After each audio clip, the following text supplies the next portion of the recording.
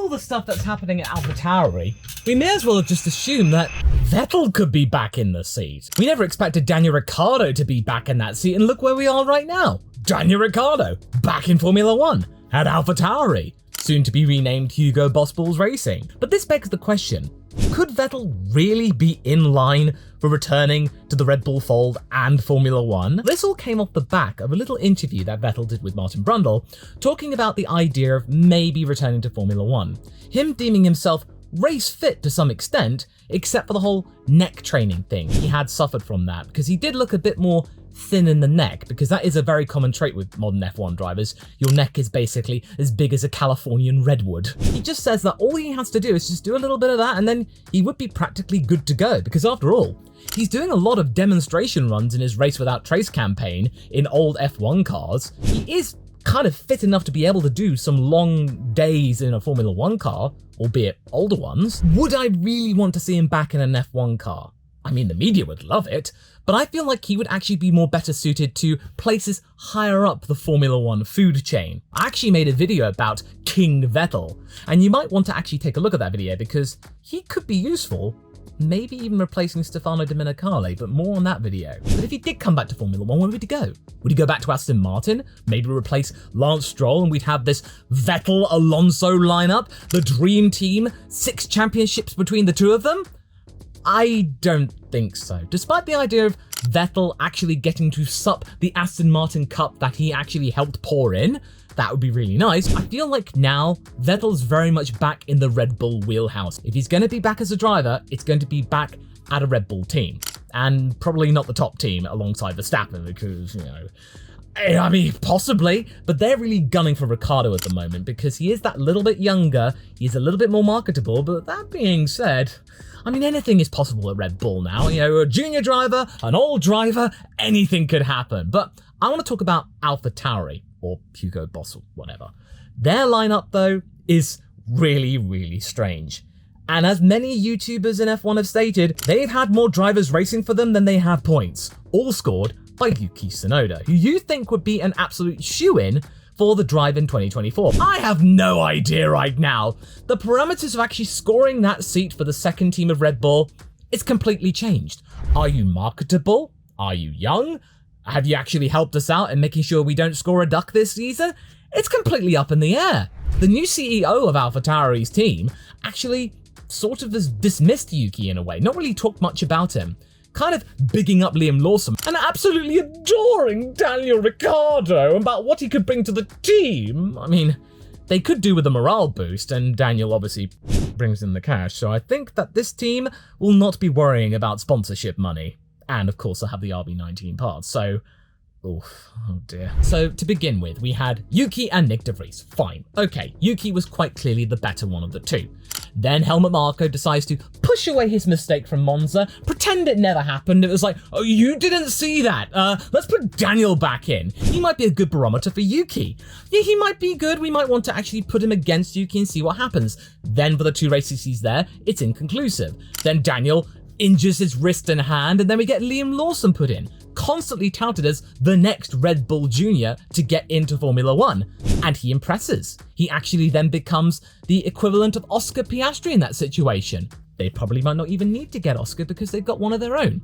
A cool, calm, collected Australasian driver who has lots of skills far beyond his years and very self-assured. The lineup for 2024 and beyond could be a complete mystery, but I want to talk to you about what I think is the most likely and the least likely. And speaking of likeliness, while you're at it, like this video. So I think the most likely scenario will be Tsunoda and Ricciardo, with Liam Lawson coming in for 2025 if either one of the drivers doesn't step up. To not utilize Liam in some capacity would be really silly, because in the 2 races that he's actually been in, and depending on how well he does for the flyaway races, it would be just not a good idea to just sit on that talent. But I feel like at the moment, Red Bull's driver structure is a little bit locked solid. It's in gridlock. No one quite knows what to do. They're not quite sure about which buttons to press and how to progress things. So you're getting this bottleneck in Formula 2 with 5 or 6 drivers in there, not sure where they're going to go. You have Lawson right here doing what he's doing in Super Formula,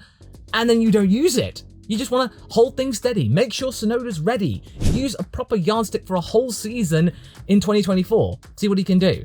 But then again, what we saw with Nick de Vries is that they really can't wait a whole season, or let alone a first half before a summer break. So we could maybe see some other things happening, with the next likely scenario of Lawson and Ricciardo, with Tsunoda being stepped up for the Red Bull reserve role, like Alex Albon had in 2021, and that spelled doom for his career, so Albon therefore had no choice but to go to Williams when the opportunity arose, because he realised the jig is up.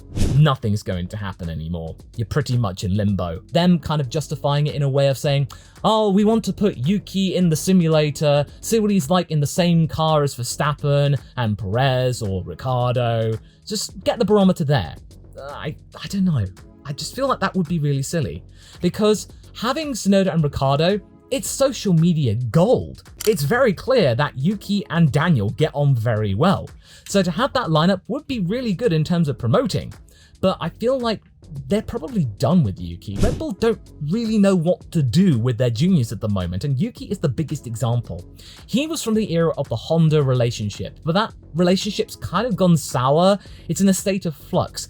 They're just in a holding pattern almost until Ford come in and whatever they actually contribute to Red Bull powertrains, and then after that, it doesn't really matter what happens with Tsunoda. He's almost like an afterthought. So many people think that, oh, maybe Tsunoda will go to Aston Martin because they're partnering up with Honda. But Honda have actually promised to not be that manipulative when it comes to deciding who's going to be partnering Fernando Alonso or whoever's there in 2026. They can maybe suggest or recommend, but the ultimate decision lies with Aston Martin. He's proven his mettle in the slowest car, so any team in the midfield might do well in actually having him. You might even see him at Haas maybe, because he's not a rookie at the moment, and I feel like Yuki Tsunoda's fiery temperament would be really kind of good at Haas, going up against Nico Hülkenberg or whoever's there in the next couple of years. That'd be really funny. I feel like he would hold his own. Can you imagine fiery arguments with Gunther Steiner and Yuki Tsunoda? It would be social media gold as well, but maybe not the most healthy for your mental state. Or maybe we might see Alphatauri or Hugo Boss Bulls Racing going back to what Toro Rosso was trying to do, having two relatively young drivers again, having Lawson and Tsunoda there, with Ricciardo taking on the reserve role full-time once more. I think it's not impossible, but it might be improbable. Or maybe a little bit step further, with Ricciardo out entirely. Maybe they look at the simulator and the injuries he's actually sustained to his wrist and actual arm may have actually been a lot more than people realized. Kind of like maybe with Lance Stroll. He's not been quite the same since his injury, and maybe Lance is just checked out in the sense of that he may be wanting to prioritize other things. He's just not willing to admit it to either his father or the team or himself. So maybe Ricciardo might have the same thing. But again, I'm not saying this is likely. I'm saying it's a possible scenario. This is just on a list right here. This is just me weighing up my options at the moment. Who would become the reserve instead of Ricciardo at Alphatauri or whatever team it's going to be called? Well, Ayumu Iwasa. He seems like the other Red Bull Junior candidate in Formula 2 that has a shout at F1 at the moment. So put him in as a reserve, you might actually see some good games right there. So you got two Japanese drivers in the 3 slots that you actually have, so you might even then get a Tsunoda Iwasa lineup, all Japanese, despite the team going away from Honda, becoming more itself, and partnering with Ford. Lawson leaves the Red Bull program entirely, frustrated at being left on the sidelines despite actually showing his worth and showing his mettle. I wouldn't be surprised if Liam Lawson decides to go, you know what, I might just go to Williams or something like that, or go somewhere else, because I think a lot of other teams would really want his talents. For all we know, he might even go to McLaren, partnering up with Oscar Piastri if Lando Norris chooses to leave. There are so many things up in the air. If Liam Lawson went fully on the market, teams would be scrabbling for him. I'm not gonna lie. That is definitely going to be a silly season bait right there, because Liam Lawson has caught people's attention. Maybe we might see Tsunoda actually becoming the reserve again, so we might get Lawson and Iwasa, the two big prospects from Formula 2, partnering up. So Tsunoda's completely gone, Ricciardo's completely gone. It's not very likely, but it's something worth thinking about. But okay, here's where things get absolutely bonkers, but the media circus would adore it. Tsunoda and Vettel. Oh dear. So Ricciardo gets completely snubbed entirely, or maybe gets the call up to Red Bull early, but with Sebastian Vettel tantalizingly close to maybe figuring out what he wants to do in Formula 1, we might see him going up with Yuki Tsunoda and the two of them building up Hugo Boss Bulls Racing. Vettel is not as old as you think. He is quite a few years younger than Alonso and even Hamilton. And if Vettel has this newfound spirit and desire to be back in Formula 1, and even after just less than a year of being out of it, is talking about maybe wanting to come back. I mean, he could easily be teasing us, because remember, Vettel does have a big sense of humor. He could easily be just giving the media what they want, but not actually meaning it. It could be really fun, and seeing how Yuki actually goes up against Vettel in some ways. And same goes for maybe even Lawson and Vettel. So having Tsunoda gone or as a reserve, Vettel's like that with Lawson maybe, but okay. The most bonkers scenario would be Vettel and Ricciardo. People were really excited to see at the Nürburgring Vettel and Ricciardo in their old machinery, but of course with Daniel's injury that didn't happen, but we got to see Vettel going around the Nordschleife. That was really fun to see. So Alphatauri, the team that actually gave Vettel and Ricciardo their original chances, they're both back in it at relatively the same time, rekindling the lineup they had at Red Bull for 2014, but now at the second team. That would be really surreal, but the media circus would love it. So much Red Bull history at the junior team. I'm sorry, but that would be absolutely ridiculous, and I feel like it would completely undermine the Red Bull Junior program entirely, that the second team, meant for junior drivers, has old drivers in it. What does that tell any junior driver? It's like, oh, we don't believe in you, and so yeah. Are there any other junior drivers that might be possibly getting into that seat? At the moment, I really don't see any. There's not really many of them that's making me think, yes, I want to see that guy in Formula 1. I think he's got what it takes. I mean, I did have it for Dennis Hauger, but this season in F2, he's been kind of anonymous. The closest driver I would even consider would be Sebastian Montoya in F3. Juan Pablo Montoya's son, he could get the jump up to F2, the Red Bull Junior program. Him in F1 at Alphatauri or at Hugo Boss. That would be really cool to see. Juan Pablo back in the paddock. And I actually feel like if Juan Pablo hadn't left Formula 1 the way he did, that he could have been a Red Bull driver alongside Mark Webber. That would have been really cool.